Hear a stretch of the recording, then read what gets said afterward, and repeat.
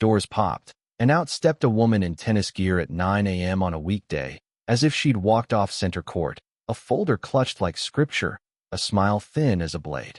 "I'm the HOA president of the Maple Cove Community Association, MCCA, Victoria Hale," she said, introducing herself while jamming a stack of papers against my chest. "The water in Maple Cove Estates is common access. Sign over marina operations now. Ceremonial fee $1 per year, best for everyone." I stood there in my gray Tunkle's cabin, the one I'd heard of my whole life, like a folklore footnote, heart. An electrician living on the edge of Riverton. Yes, Detroit rebadged as Riverton per request. My studio steeped in instant noodles and divorce invoices. The future as dim as a blown fuse. Then Uncle Rowan, our family's sweet-natured recluse, passed, leaving me a bequest the lawyer described in a voice scratchy with cold coffee. 2 waterfront acres on Lake Alder in Brennan County. A 1960s cabin with good bones, and all riparian rights to the lake's midline, plus an 8-slip marina with posts, chains, and underdeck power, all maintained by his own hands. I didn't yet know what riparian meant.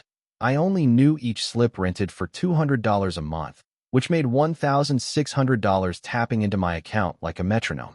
The wind off the lake carried the cold scent of clean water and sawdust from Rowan's workshop. Sunlight brushed the eaves in painterly strokes, and I thought maybe this was my reset point. A place to start slow, lay down new planks. Listen to the lumber creak, stop daydreaming halfway. Then Victoria Hale arrived, the opening shot of a true crime documentary. 2 men trailed her, heads down, badges reading board members. Looking at me with that mix of guilt and hope you see on people who've come to collect bad news. "We need to discuss your situation," Victoria said, pressing that word like a panic button.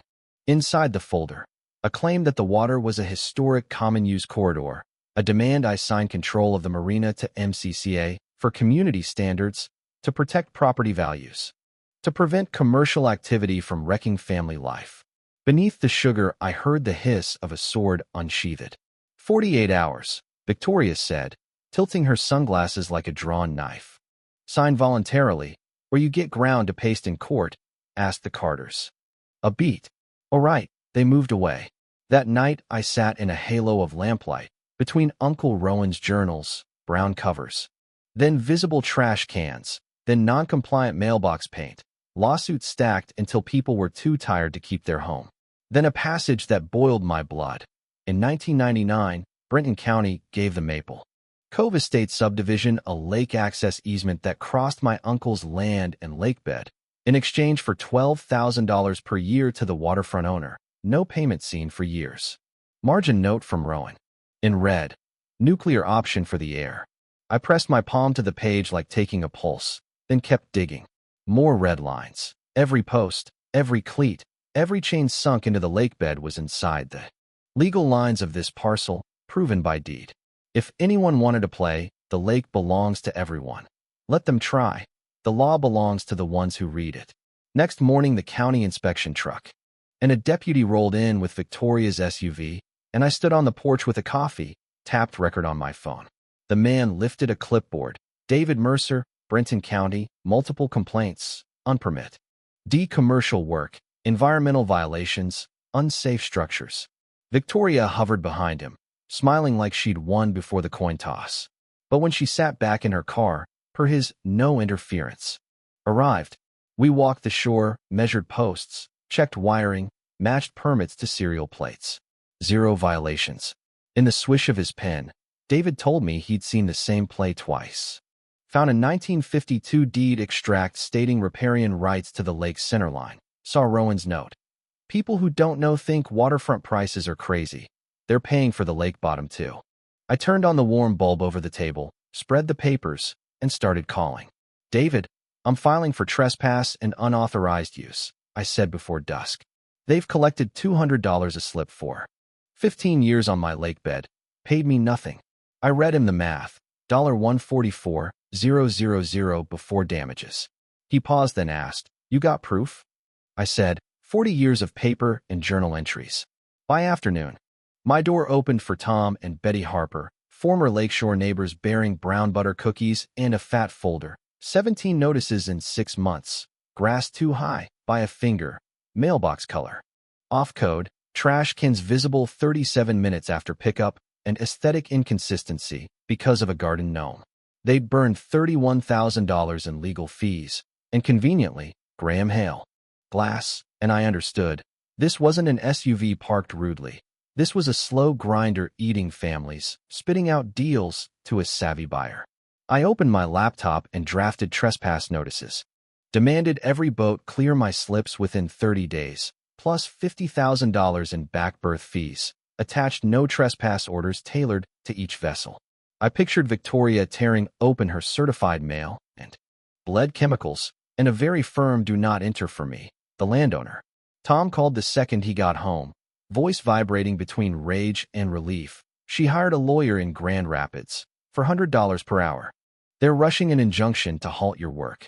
If she wanted to burn member dues like dry leaves, I'd bring wind. The next day, 3 slip renters, the Johnsons, the Kowalskis, and an older gent named Frank, walked my drive, fingers crushing letters that threatened $500 per day if they supported non-compliant commerce. I told them the HOA couldn't do that. Frank shook his head. Maybe not, but they can make life hell. I knew the tactic, 1,000 cuts, and I needed a longer blade. I called Patricia Lynn, a lakefront property attorney whose voice was glass. Your riparian rights are poured concrete. But listen, Victoria has run the same pattern for years. Forced sales, bought through the Shell Blue Harbor Development LLC at 60 to 70% of market, and better yet, Harborview. Payments with MCCA's books. They've been charging members $250, skimming $50 a head for 15 years. Around $36,000 vanished. I closed my laptop, looked at the flat water, and decided defense time was over. I wrote a long letter to all 47 homes, certified mail, laying out financial fraud, bank entanglements, a playbook of harassment, and declared the marina closed until the debt was settled. Thursday morning, my phone lit up. No threats, please. Half the neighborhood lived off my slips. Best call of the lot. Patricia again, who had dug up the 1999 agreement. The warhead, $12,000/year due. No payments since 2017, 8% compound interest, total $147,000, with a self-destruct clause. Missed 12 months, and the easement dies. 31 houses would lose water rights, 40% of their value gone like fog. I wasn't prey anymore. I was the one holding the lever. An environmental contractor truck showed up with James Bailey, saying there were reports of septic discharge. I opened the cap, produced records of pump-out and inspection 6 months before Rowan passed, laid out receipts for eco-friendly sealants, and filmed from the instant their boots hit my shore. Victoria hired a private investigator from Riverton to dig your history. Divorce, money, work, and 2 board members just resigned over personal liability. I actually laughed. They could strip search my past. The light they feared was pointed at their future. Next morning, Channel 12 News called. Amy Bennett said they'd gotten an anonymous tip on my environmental crimes. I told her, come over. I'll show you 40 years of paperwork on a HOA fraud network. We booked Friday. Victoria wouldn't wait to lose on TV. Thursday noon, a man in a hazmat suit showed with David Mercer and a deputy. Wire saw. They stammered. I laid out material receipts, proof of use. The theater fell apart.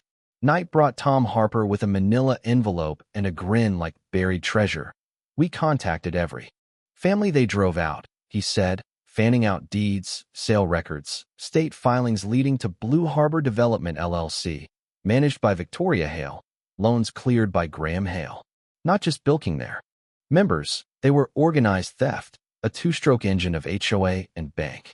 The lake's surface, in my head, turned to a mirror, and the network's silhouette bent there in perfect clarity. Friday. Before the interview, I heaved a metal cabinet from the wall and heard a scrape. Wedged behind was an envelope in Rowan's hand. For my heir when the vultures circle. Inside, a copy of the November 15th, 1999 agreement with Brenton County. No easement, no touching water for Maple Cove Estates. Payment schedule stapled on. Zeros since 2017. Rowan added. They stopped when they thought I was too old. Joke's on them. I kept every receipt. Easement voids itself if overdue 12 months. I ran the interest. The number $147,000 stood up and spoke. Patricia called on cue. I found the 1999 planning. Satisfying thunk, and the little kitchen trembled like a drum. I set the camera and the plan. We gathered at my table, war room style. Patricia Lynn with a briefcase you could trade for a sedan. Easement, eminent domain bid with political juice or character assassination. Turned me into a danger to myself and others. Then Patricia smiled and slid over a statute. RESPA, the Real Estate Settlement Procedures Act, weaponized systemic harassment to manipulate price, is a federal crime. Jerry's documentation, the Harper's files, Rowan's journals, MCCA's ledgers, the $50 skim, threads. Tightened into wire. Plan, 3 phases, go public with the $147,000 delinquency to every household. Organize a Sane Neighbors caucus to demand resignation and a full audit, and go wide in media. From Channel 12 to the Detroit Free Press to a national investigative program. Rebecca Lane added the chess move. Pack next Saturday's annual meeting, ask point-blank about the missing easement money. Where lies were born, the community center. I looked at the faces ringed in kitchen light and saw stormlight already glowing along the walls. Before we could count to 3, Victoria sent a dump truck in the night to pour concrete rubble at the waterline, sprayed community property in bleeding red on my dock rails, and the next day Deputy Alvarez arrived holding 3 sworn reports that I'd threatened board members, including a Patricia Kowalski no one had met. I handed over Patricia Lynn's time-stamped invoice and my streaming history. He nodded. Install cameras, for your safety. It was friendly and chilling at once. Then the deluge. James Bailey filed a bribery complaint. $2,000 cash to find something environmental. Tom reported mail theft. Betty's documents ditched near Victoria's place. Natural resources found protected nests intact and my improvements beneficial. The board shed 3 more, leaving Victoria, Graham, and one guy owing $50,000 to Harborview. I put up 8 cameras, cloud streaming straight to Patricia's office, floodlights humming, so darkness couldn't tell stories. Rebecca Lane delivered a quiet punch. She taught Graham's daughter, Emma, who asked why her parents were panicking about the lake man, and said her mother was making secret calls to sell and leave before everything breaks. I looked at the stars sprinkling the lake like glitter and realized every illegal twitch, every forged page, every staged panic was being trace-printed in my favor. Early the next week, men from Lakeshore Property Management Services, name as generic as a beige wall, showed up with a fake court order to assess my shoreline. The day after, Patricia called, steel in her voice. Victoria had filed a forged 99-year lease in the county clerk's office. My signature, $1 per year, accepted until a handwriting expert laughed it out of the room. Another federal felony for the scrapbook. Wednesday, Judge Morrison's campaign got $5,000 from concerned Lakeshore citizens, the check signed by Graham using the MCCA account, and that same day motions hit the docket to challenge the easement. Thursday, a fake environmental protest, and Tom spotted suitcases loaded into Graham's car at 5 a.m. They were running. My phone rang again, a calm voice. Agent Laura Bennett, Financial Crimes Division. We've been monitoring. Your attorney provided substantial documentation. We're ready to move. Move how? I asked. Arrests, warrants, asset seizure. We've identified similar schemes in Ohio and Indiana. This is. The community center lot was packed. 47 households, news crews, and a few unmarked cars whose windows reflected expectant faces. Inside, Victoria Hale wore a navy blazer-like armor, sitting in the captain's chair of a boat that was taking on water. Graham hunched, eyes glued to his phone. The agenda droned. Landscaping, hedge trimming, budgets, small things, like hiccups before a scream. Then Rebecca Lane stood, a teacher's calm sharpened to a spear, and asked, why are $147,000 in easement payments to the landowner unpaid? The air unplugged, silence pooling in the carpet. Tom Harper added, in 1999, Brenton County conditioned Maple Cove's water access on that agreement, and we haven't paid since 2017. Hands went up, eyes shifted from the budget to Victoria, whose smile fell off like a shard. This is an orchestrated attack to wreck our property values, Victoria said, voice ice bright. And that's when the back door opened and Agent Laura Bennett. Bribery of public officials and conspiracy to commit real estate fraud. The handcuffs kissed shut like a gavel. Graham tried to slide toward a side door, but Deputy Alvarez was already leaning there, reading out bank fraud and RESPA violations. The room detonated into a storm of gasps and camera shutters. I stood, lifted the folder that had warmed my lap, and let my voice stay level. No one's stealing your lake, but someone has been stealing your money for a long time. I raised the 1999 easement, summarized the condition, $12,000/year, self-void if late 12 months. Gavel, Tom added. We spent $31,000 over harassment, 17 notices in 6 months, sold under pressure. Agent Bennett lifted evidence bags, bribe recordings, forged papers, stolen mail, false reports. A camera zoomed on Victoria's face, confidence, then fissures, then collapse. I swallowed the bitterness of sleepless weeks and set an anchor into the whirlpool. If MCCA restructures, leadership resigns, we conduct a public audit, and form a resident-run marina committee, I'll forgive the $147,000 arrears and convert it into a $50,000 over 5 years plan for marina upgrades and the clink of chain fading like a tug hauling a bad hull away from the dock. Justice didn't shout, it just landed clean. 6 months slid by like a season of wind on Lake Alder. MCCA elected a new board, cut annual dues by 45%, opened the books, killed the fake marina maintenance fee, and replaced it with maintenance you could point at. Buyers heard about secured water rights and clean governance, and prices lifted 18%. Blue Harbor Development LLC suffered asset seizures. Harborview Bank took sanctions. Graham lost his banking license. Victoria Hale took 18 months in federal lockup. After pleading to 14 counts, Graham got 2 years, and $340,000 in proceeds were clawed back to victims. I didn't pop champagne. I opened a ledger for the Rowan Coal Conservation Scholarship, $5,000 a year for students in environmental science or environmental law. The first recipient? Emma Hale, now living with her grandmother, smiling as she stepped into a junior sailboat, the wind filling her canvas like an apology from the past. Rebecca Lane, who traded classroom maps for dock plans, ran to me with a hug and a grant letter. The state awarded $25,000 to the Rowan Coal Lake Initiative to pull invasives, plant natives, and build an accessible boardwalk. Tom and Betty Harper laid out a picnic on the grass, the smoke of barbecue and pine weaving a scent I wanted to keep in my jacket all winter. The Marina Cooperative, resident-run, now brought in $3,200 a month, money flowing directly into playgrounds, internal roads, a new beach with true access. The Kowalski family returned from across the bay, stood on the dock, and Mr. Kowalski shook my hand. You didn't just save a dock. You saved the idea that ordinary people can stand up and win. I didn't know how to answer, so I listened to the dock timbers speak a clean yes under our feet. Patricia Lynn called.